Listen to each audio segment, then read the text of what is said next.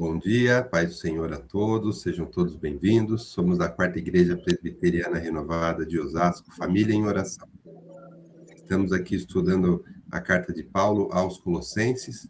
Eu vou pedir aqui para a irmã Helena fazer uma oração para a gente estar começando nosso estudo. Irmã Helena. Amém. Senhor, nosso Deus, nosso Pai, muito obrigada, Senhor, por nós acordarmos, ter uma noite de sono, acordarmos, estarmos aqui, que sol maravilhoso, Senhor, podendo, Pai amado, estudar mais uma vez, Senhor, a Tua palavra, Senhor. Obrigada, Jesus, pela recuperação do Marcelino, nosso professor, que passou por uma enfermidade, mas graças a Deus ele está aqui para nos ensinar, Senhor. Obrigada, Jesus. Obrigada pela vida do Edgar também, Senhor, também está sempre junto.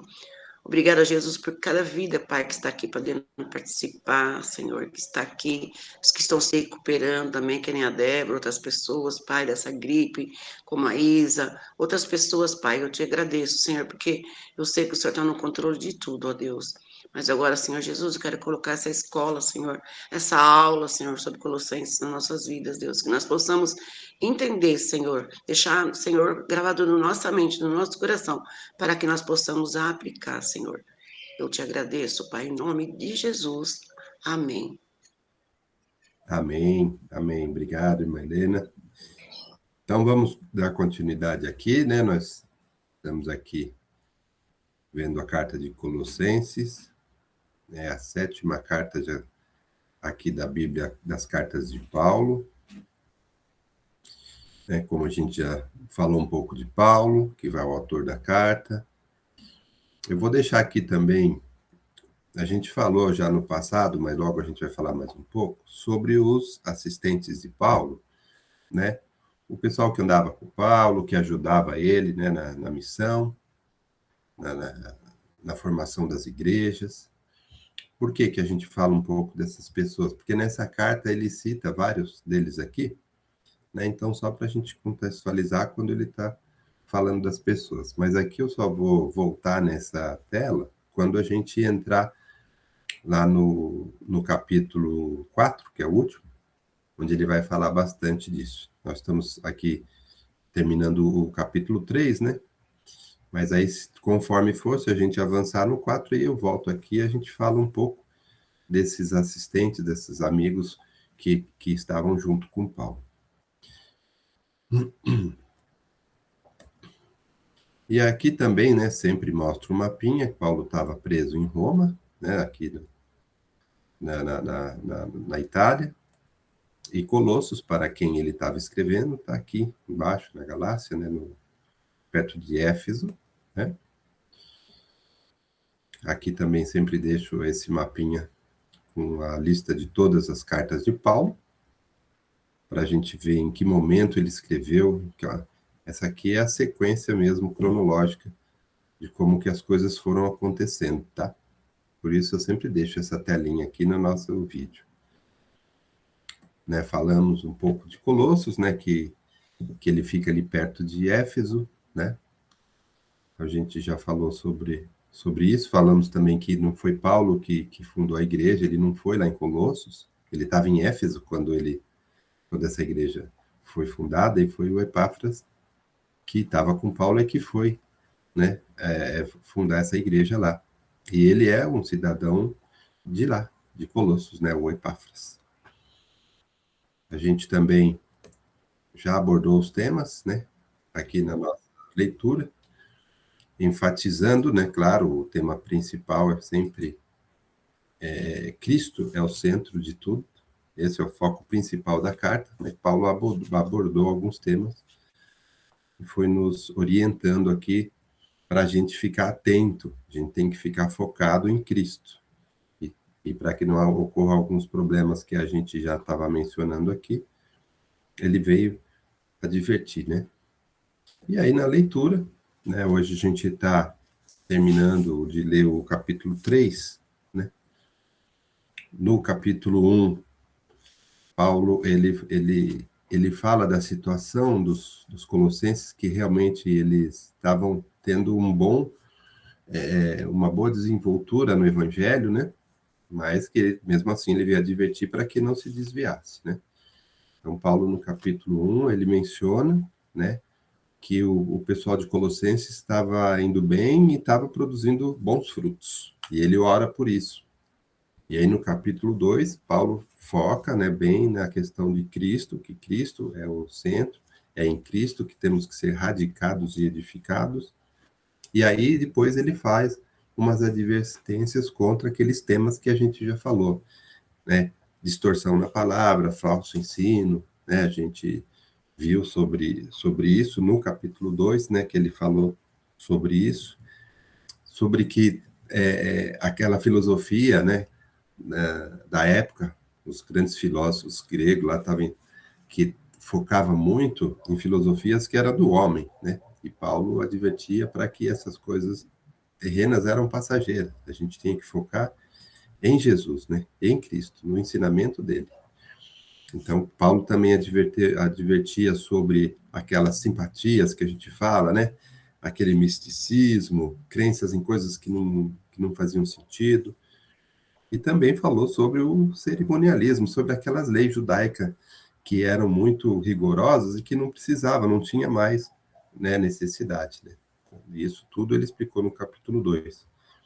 E, inclusive, eu até gosto de deixar aqui o versículo 16, quando ele fala desse cerimonialismo, né, ele fala assim, ó, ninguém, pois, vos julgue por causa da comida, bebida, dia de festa, de lua nova, sábados, porque tudo isso tem sido sombra das coisas que haviam de vir, porém o corpo é de Cristo.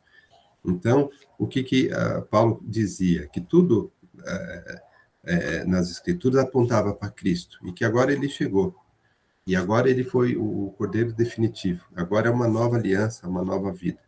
Então, teve a sua serventia, as leis de Moisés, mas há muitos daqueles cerimonialismos lá já não precisavam mais, né? Precisava continuar seguindo, que agora, Cristo chegando, não existia mais a separação de quem era o povo judeu, de quem era os gentios, agora a salvação era para todo mundo. Então, Paulo sempre enfatiza isso. E ele também enfatizava que seguir aqueles rituais não era o que vencia o pecado. Quem venceu o pecado foi Jesus na cruz. E qualquer coisa diferente disso, a gente não está entendendo ou aceitando o que Jesus fez na cruz para nos salvar e nos dar a vida eterna. E aí a gente entrou no capítulo 3, entendendo tudo isso, né, que Paulo explica no capítulo 2. No capítulo 3, então, temos uma nova vida, que primeira parte da nova vida é o que a gente tinha que abandonar de errado. Então, a gente já leu e já conversou. Segundo bloquinho, o que a gente tem que cultivar do que é certo, de que Jesus nos ensinou. Então, Paulo também coloca aqui. Então, a gente já falou tudo que é errado, falou tudo que é certo, uma vida nova em Cristo, como ela deve ser. Então, a gente viu aqui no capítulo 3 como deve ser uma nova vida em Cristo. Vimos bastante dica aqui que Paulo nos ensinou. E aí, na sequência, ele fala da família, né? Ele fala do modelo da família, que foi o que a gente leu domingo passado, e hoje a gente vai continuar estudando. Porque ele falou, sim, como é que deve ser a nossa nova vida, e agora ele está falando da família, o plano perfeito de Deus, né? E não é só uma família, como deve ser uma família. A questão aqui é como é uma família em Cristo. Como é que é uma família cristã? Uma família onde o ensinamento do Cristo está presente, onde Cristo está presente no lar. Então, não é simplesmente um lar, é um lar cristão. Então, é muito importante a gente entender e diferenciar isso. O lar cristão é o lar onde habita Cristo, onde os ensinamentos de Cristo é que é observado, onde o caráter de Cristo é observado. Esse lar cristão, projeto de Deus, é que Paulo enfatiza aqui para a gente, e a gente vai ler de novo aqui esse trecho e vamos conversar. No domingo passado, a gente falou do primeiro versículo, aqui desse bloco, que é o 18, onde a gente falou das esposas, dos maridos, como é que funciona a submissão no Senhor, em Cristo, né? A gente conversou sobre isso. Vamos só dar uma repassada e continuar aqui a leitura e ver também falar sobre marido, sobre servos, sobre outras coisas também que compunham lá a sociedade, né? Tá bom? Então, a gente vai ler de novo do 18 até o 25 e só dando uma repassada no versículo 18, que está escrito aqui, ó, a esposa sede submissas ao próprio marido, como convém no Senhor. A gente falou no domingo passado algumas coisas importantes. A gente falou que esse princípio bíblico, ele foca no lar cristão, conforme eu já falei, onde o Cristo é que modela os relacionamentos dentro desse lar, que Paulo está ensinando.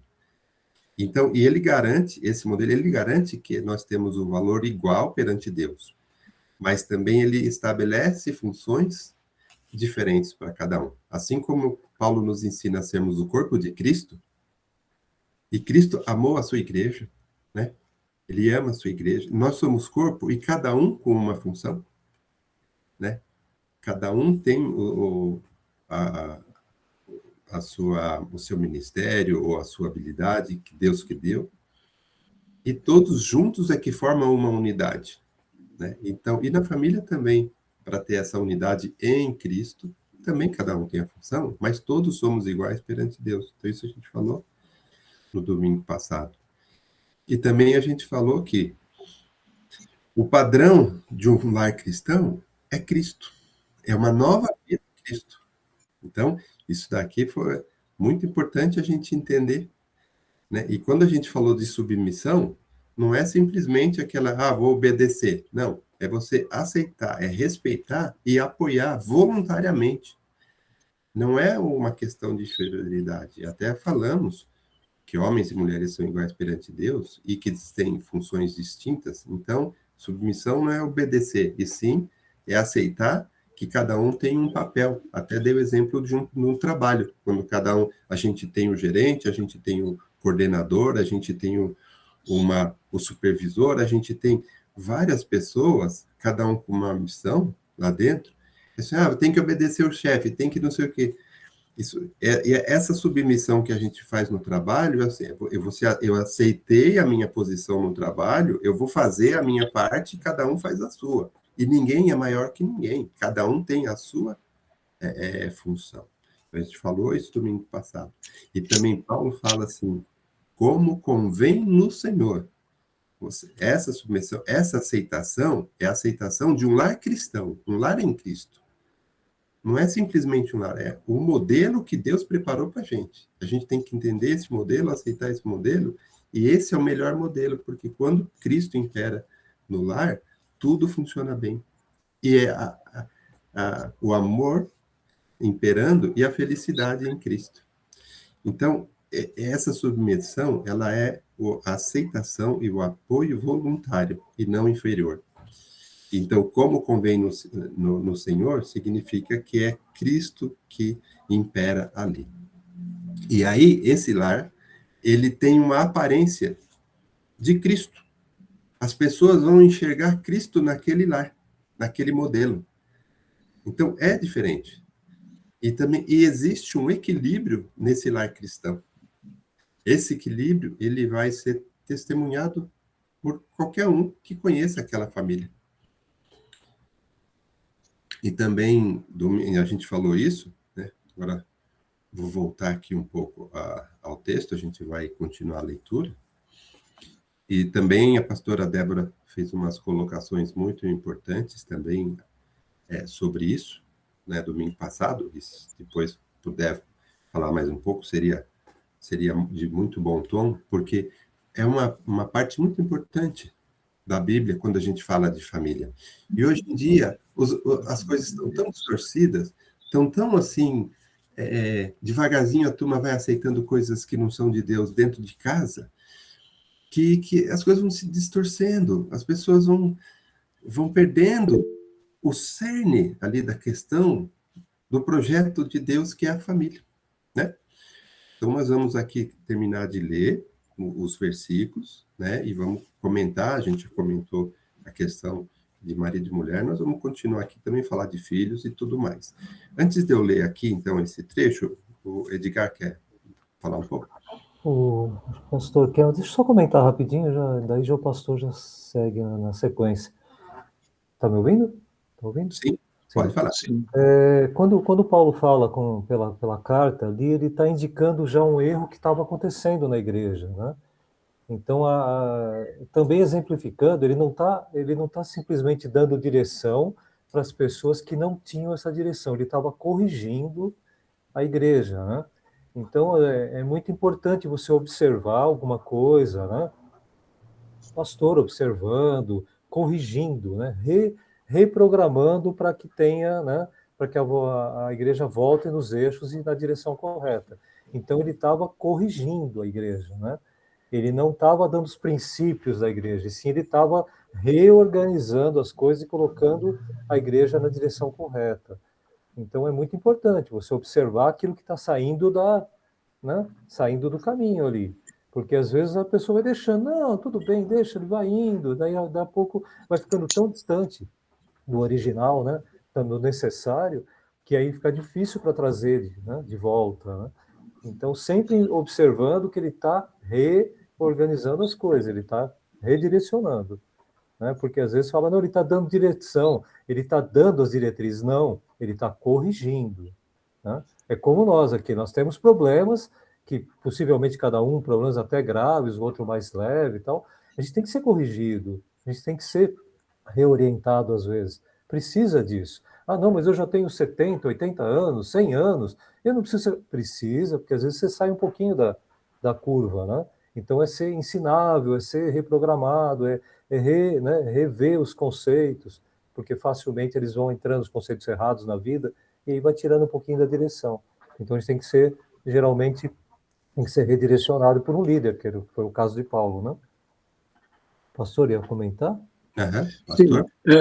Sim, eu pego aqui uma palavra aqui que resume tudo aquilo que Paulo quer ensinar.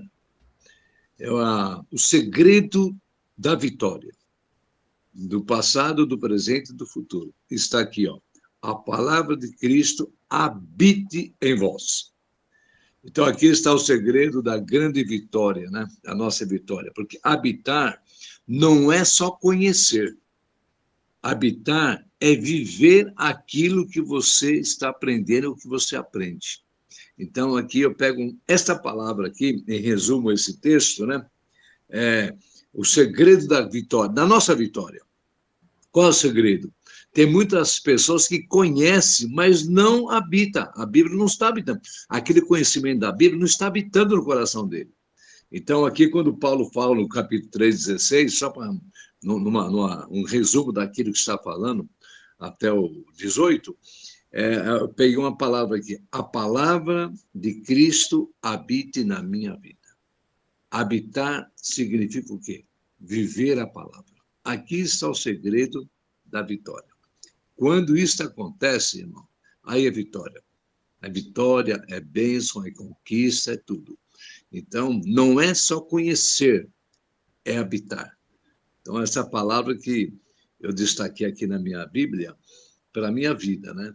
Que o segredo da minha vitória, que Paulo está falando, olha, tudo isso que ele falou, o segredo está que a palavra de Deus possa estar habitando nas nossas vidas. Amém. Amém. Então, agora eu vou ler aqui esse bloco da família, tá? Para a gente continuar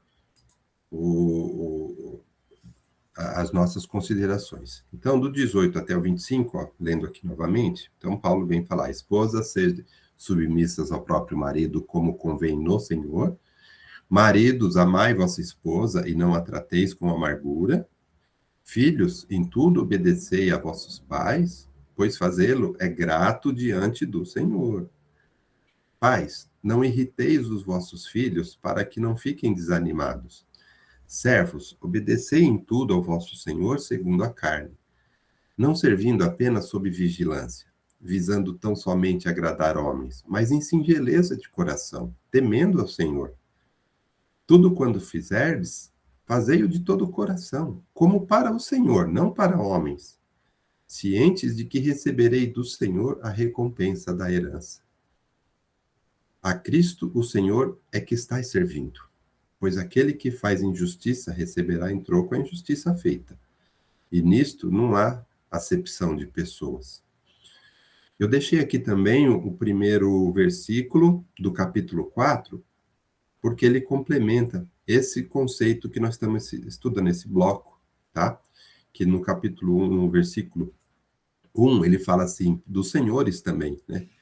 Que aqui ele fala dos servos, como tem a obedecer, ele também fala, senhores, tratai os vossos servos com justiça e com equidade, certos de que também vós tendes Senhor no céu. Então, por isso que eu pus esse versículo aqui junto para a gente conversar. Mas então, vamos lá.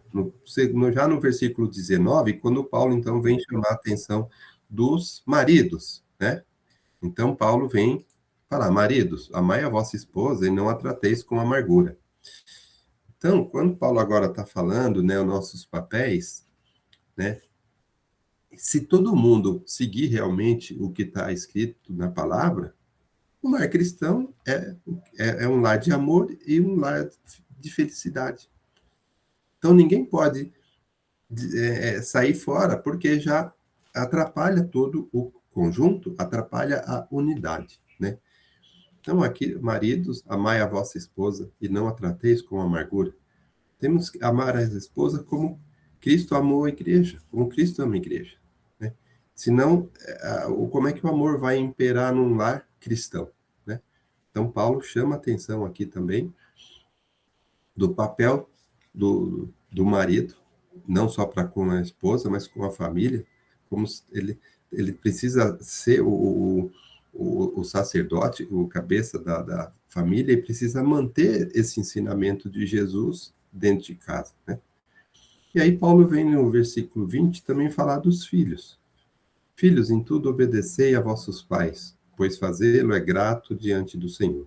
Aqui também é um conceito importante quando a gente fala, né, da necessidade de não só obedecer, mas também honrar pai e mãe. A gente vê isso muito na palavra, né? E tem que ser mesmo, temos que ser assim perseverantes nessa questão, entender sim como é essa obediência e esse amor, e não ser assim, muitos filhos, existem muitas vezes filhos que são rebeldes dentro de casa, enfim, e falar, não vou obedecer, ou não vou tratar meus pais como deveriam, porque eles não são, também não estão fazendo a parte dele, ou coisa assim, eles também estão fazendo coisa errada, então não vou obedecer. Na verdade, esse conceito a gente sempre tem que ter focado que a gente tem que fazer a nossa parte, independente do outro. Isso é muito importante a gente entender que a nossa parte, a parte de cada um, tem que ser feita independente do outro. Porque se a gente for condicionar o outro, a gente nunca vai fazer nada. Se a gente for depender do outro, a gente vai gritar, vai xingar, mas por quê? Porque ele gritou comigo, eu grito com ele. Ele me xingou, eu xingo ele. Comigo é assim. Fez isso, eu arrebato. Então, aí nunca vai consertar, nunca vamos fazer o correto. Então, quando a gente vai ter que obedecer o pai, honrar pai e mãe? Sempre. Mas ele está fazendo... Vamos orar. Está fazendo coisa errada, vamos orar. Vamos conversar. Rebeldia não vai adiantar. Então, a gente precisa entender isso. Fazer sempre a nossa parte para que o todo funcione. Mas não está adiantando, minha mãe não está... Meu pai não importa. Filho, faça a sua parte. Obedeça seu pai. Honre seu pai e sua mãe. Pode indicar o seu pensamento? Pode, claro que pode. Mas temos que saber fazer isso. Paulo também vai falar sobre isso. Como é que a gente faz quando a gente precisa falar com alguém onde a gente tem um conceito diferente? Quando a gente acha que tem uma coisa errada, como que a gente vai fazer? Bater de frente? Não. Esse ponto principal é de como a gente se relaciona, como a gente conversa com as pessoas.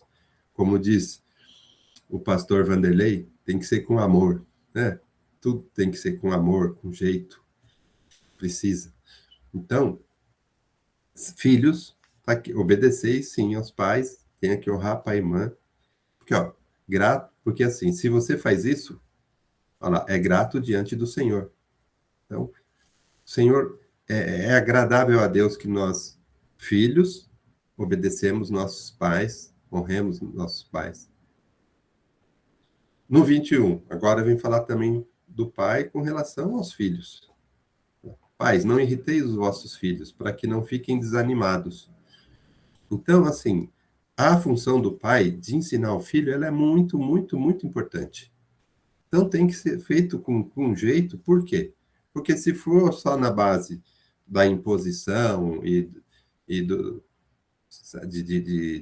irritar os filhos ou de ficar sem paciência, pode não dar o resultado certo, pode até desanimá-los dentro da palavra, desanimá-lo dentro do modelo de lar cristão. Pode até o filho achar tão chato que ao invés dele ir para o caminho certo, ele se desvie. Então, é muito importante que os pais saibam ensinar os filhos, corrigir, sim, mas com um certo cuidado, porque para que eles não sejam desanimados, para que eles entendam que é isso daí que vocês pregam, meus pais, né? Então, quando um filho vê que tem coisa errada ou que a coisa não está boa, ele também não vai falar, pô, mas será que é isso que é um lar cristão? Então, realmente, a função dos pais de ensinar os filhos, ela não é fácil. Por quê? A gente não pode falar sim para tudo, para que não, justamente a pessoa, ela não tenha o caminho certo. Mas também a gente não pode fazer com tanto rigor que desencoraje que os filhos não aceitem ou não concordem, e também não veja que aquele caminho é o caminho correto. Então, é muito, muito difícil, muito importante como é que os pais educam seus filhos, porque a gente não pode nem deixar sair do trilho, mas também a gente não pode deixar que eles saiam por nossa causa, né? Pastor Vanderlei, o pastor Claudio Giovanni, tua mão. Claudio Giovanni é fogo. Claudio Giovanni é bom. Não, só vamos dizer assim, um adendo aí, que eu acho que é muito importante, que a gente, como pais, eu acho que a principal coisa que a gente tem que fazer é dar o testemunho, né? Porque não adianta eu falar pro meu filho, você não vai fazer isso, você não pode fazer aquilo, e eu faço. Entendeu? Ó, você não pode falar palavrão, e eu falo. Você não pode ficar discutindo com todo mundo, e eu discuto no trânsito, eu discuto no mercado, eu discuto em fila que eu pego. Então, é difícil de um filho entender, peraí, eu não posso fazer isso, mas ele faz. É tipo aquele negócio, ó, você não pode fumar, mas o pai fuma, né? Como que eu não posso se ele fuma? Por que eu não posso fazer isso se ele faz? Por que eu não posso assistir isso se ele assiste? Então, eu acho que o que é muito importante dos pais é realmente viver esse evangelho. É dar esse testemunho, é viver, é ter... porque o filho vai aprender muito mais vendo do que você falando. Vai aprender muito mais você tendo uma vida realmente de consagração com Deus, ele vai querer aquilo para ele. A partir do momento que você testemunha, que você trata bem sua esposa, você trata bem seu marido, você trata bem os filhos, você trata bem as pessoas, você não é ríspido com as pessoas. É lógico, gente, que falhas acontecem, erros acontecem. E principalmente você saber, como pai, quando você errou, e chegar para o filho e pedir perdão. Falou, olha, filho, eu errei, eu não deveria ter falado assim, eu me exaltei. Do filho entender que o pai também não é perfeito, que o pai também erra, que o pai também falha, e que o pai está disposto a pedir perdão e a testemunhar que realmente nós somos falhos, e nós dependemos de Jesus, nós dependemos de Deus para tudo que nós vamos fazer. Então, nós temos que mostrar para os nossos filhos, que nós estamos falando de filhos, né? Mas não para todas as pessoas, de que nós realmente dependemos de Deus, e nós precisamos de Deus para ter as atitudes corretas. Então, acho que é muito importante aí o testemunho, né?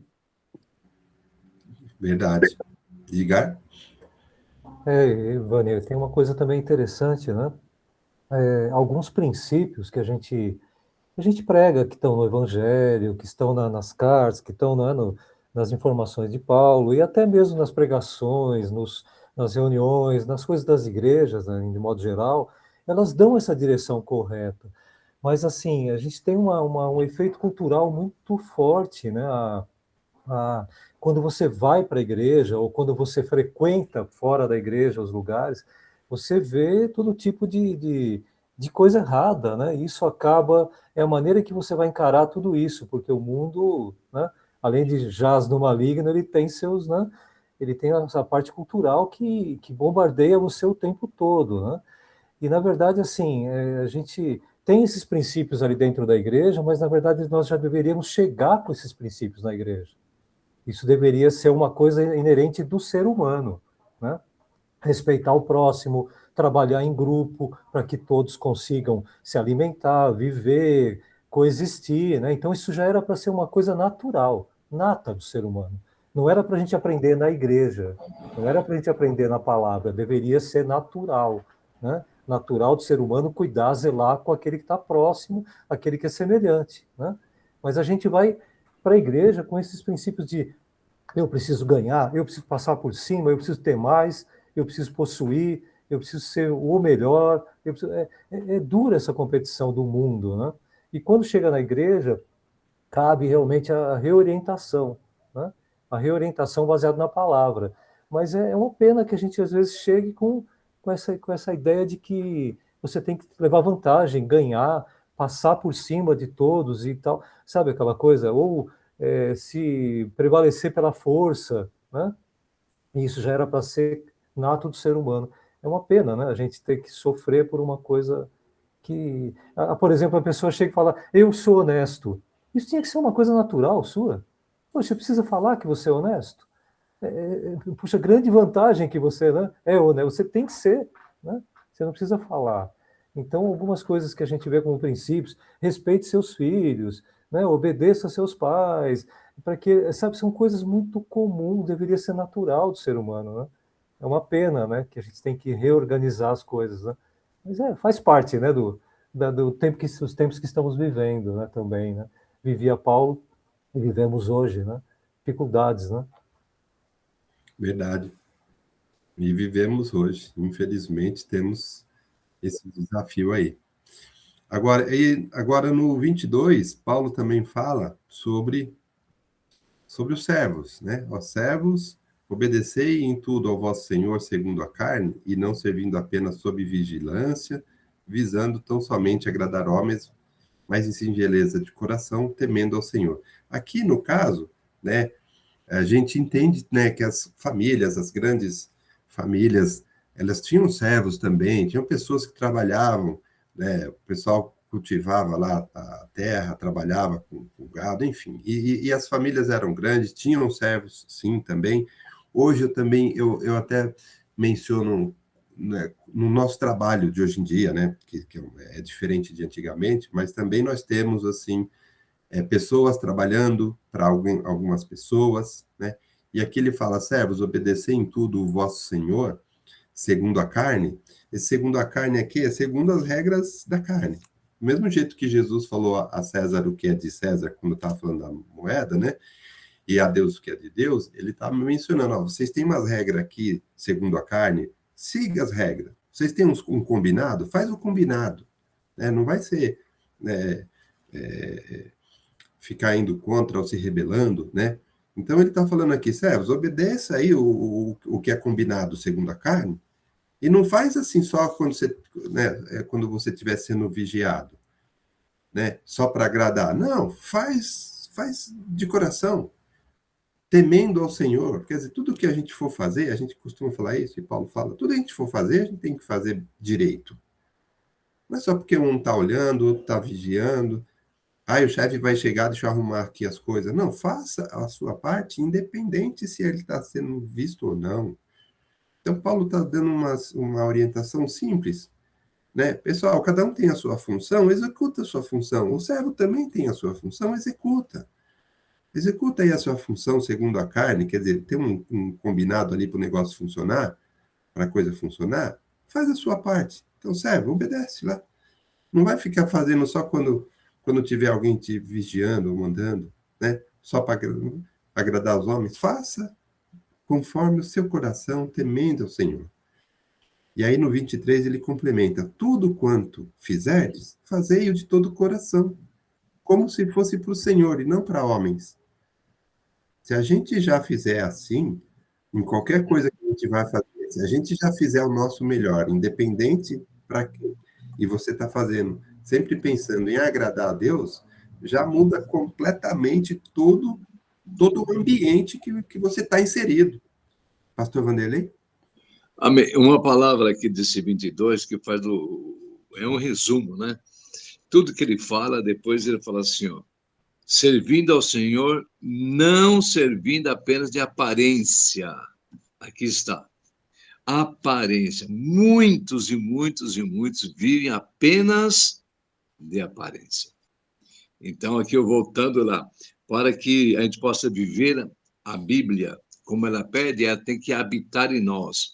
E muitos, né, sem julgar, né, vamos falar nós, né, muitas vezes nós estamos vivendo a Bíblia só pela aparência, naquele momento, né, que está todo mundo junto, estou lá, estou na igreja, eu estou pregando, olha que bênção, né? E saindo da igreja. Eu canto muito bem, eu não, né? Eu canto muito bem, né? Faço isso. Aí, só de, nossa, que unção para cantar. Oh, glória a Deus por isso, amém pela voz, né? Glória a Deus. Pregou muito bem, glória a Deus. Mas saindo da igreja, como é que nós estamos vivendo? Não podemos viver. É isso que Paulo fala. Olha, não servindo a Deus só na aparência. Temos que viver. E para que isso possa viver, tem que habitar em mim. Amém. Amém. Inclusive aqui, né, Paulo, quando ele fala fazer de todo o coração, como para o Senhor e não para homens, ele fala assim, complementa aqui no 24, ciente de que recebereis do Senhor a recompensa da herança. Então, o importante é sempre a gente ter Cristo como o centro. Então, se você sempre que você for fazer as coisas, você sempre pensar em Cristo, como é o ensinamento dele, ou como ele faria, sempre que a gente tiver essa mentalidade em Cristo, né, a gente vai agradar, a gente vai melhorar. E Paulo fala aqui, ciente que a recompensa vem de Cristo. De Cristo. Então, a Cristo, o Senhor, é que está servindo. Então, se a gente pensar dessa forma, como eu disse, todo ambiente onde você está inserido muda. Tudo muda. Sempre que foca em Cristo, em tudo que a gente vai fazer, o ambiente muda, as coisas mudam, o relacionamento entre as pessoas muda. Então, isso é muito importante a gente sempre focar em Cristo, por isso que eu falo que essa carta de Paulo, principal, é foco em Cristo, apesar dele estar ensinando algumas coisas para a gente, corrigindo algumas coisas, como disse o Edgar, o foco tem que ser Cristo. A direção tem que ser Cristo. Senão a coisa pode não funcionar. Né? E aí... Pode falar, pastor. Então, quando fala sobre aparência, por isso que é importante saber o quê? Como é que o meu filho, né, acha da minha vida como pai, né, a minha esposa, né, como marido, como esposa, como esposo, como que acha? E os vizinhos, o que acham da minha vida? Eu estou vivendo só na igreja da aparência e quando chego em casa, né? O que o vizinho pode falar? Nossa, que bênção aquela família, né? Aquela família dá um testemunho. E às vezes o nosso testemunho, no silêncio, fala muito mais alto do que muitas palavras, né? Talvez falar é uma coisa, mas quero ver viver. Mas para viver, Jesus tem que habitar em nós. Né? Amém. Amém, amém. Isso mesmo. Então, e aí aqui no finalzinho, quando ele fala aqui, né, que é a Cristo que a gente serve, e ele também fala aqui uma coisa interessante no versículo 25, ó, pois aquele que faz injustiça receberá em troco a injustiça feita, e nisto não há acepção de pessoas. O que é importante a gente entender aqui, quando Paulo fala que não há acepção de pessoas, é que assim, todos os nossos atos, o que a gente tem feito, o que a gente faz, ele tem consequências, né? Então, a gente vai ser julgado por Deus pelas coisas que a gente faz. Paulo, ele vem chamar a atenção que não há acepção de pessoas. Por exemplo, Não adianta eu falar assim que eu vou ser mais, vamos dizer assim, Deus vai ter mais, vai me tratar melhor porque eu faço tudo certinho, eu sigo tudo ali certinho, tal, então eu sou um cara que vai seguir aqui as regrinhas todas aqui, então aí eu vou ser beneficiado se eu fizer alguma coisa errada. Não tem isso. Não tem a diferenciação, não tem quem vai ser melhor ou pior. Aqui não há acepção de pessoas, que Paulo diz, quem faz injustiça vai ter a, a sua justiça divina. Vai responder pelos seus atos. Cada um vai responder pelos seus atos. Quando ele fala não há acepção de pessoas, ele está querendo dizer ninguém está isento. Todo mundo tem que fazer, sim, a sua parte. Ninguém está isento. Não é? Eu não posso pensar que estou bem, posso fazer as coisas erradas aqui, que eu vou ter você. Não é isso. Ninguém está isento, todo mundo é igual perante Deus, e nós temos que entender que os nossos atos eles têm consequências.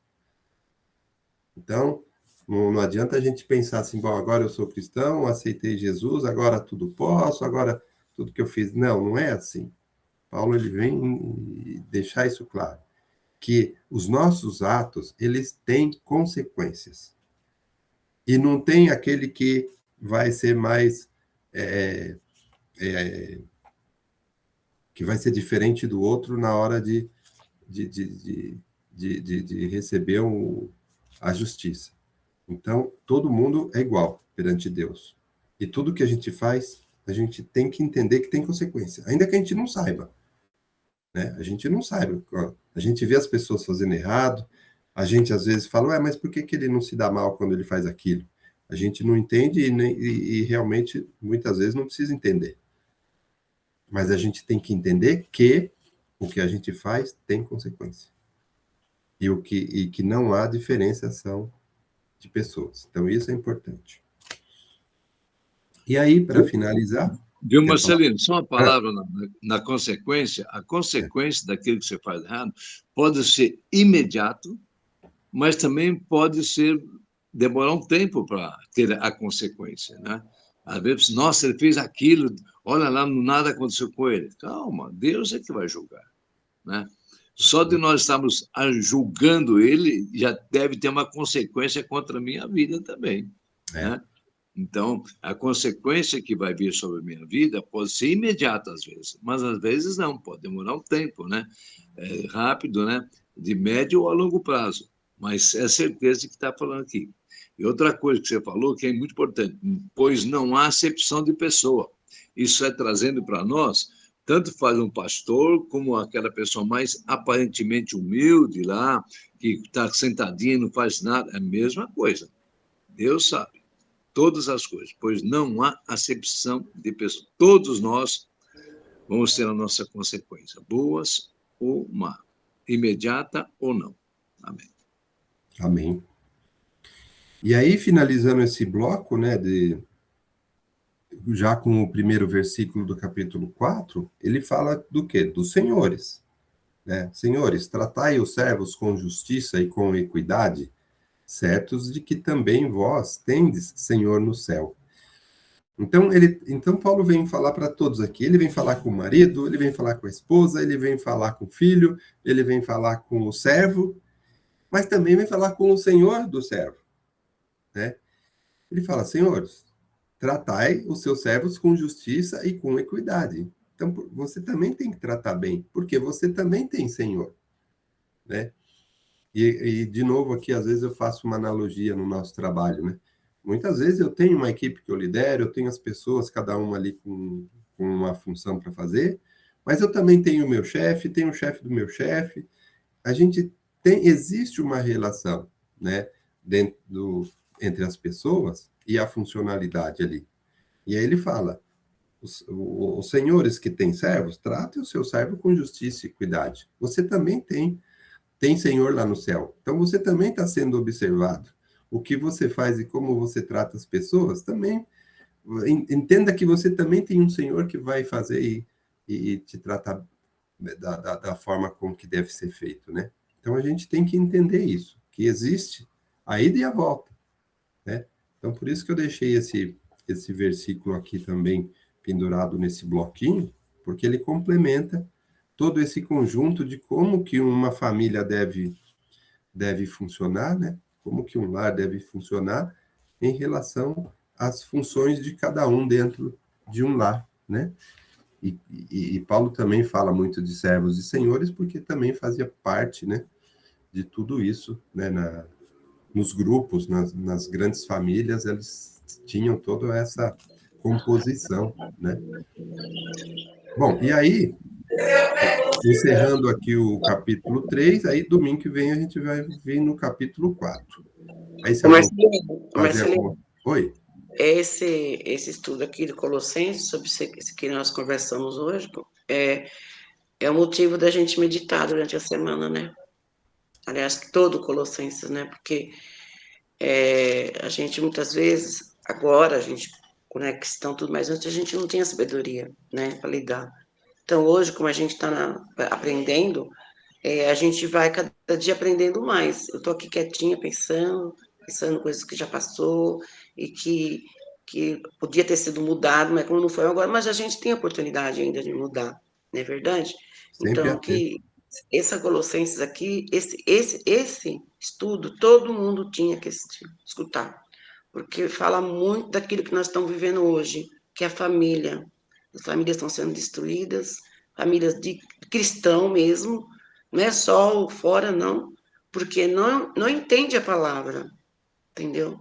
Então, olha, gente, olha que idade que eu estou aprendendo mais, entendeu? E dá tempo da gente a colocar na nossa vida essas coisas, dá tempo ainda, entendeu? A gente aprendendo, né?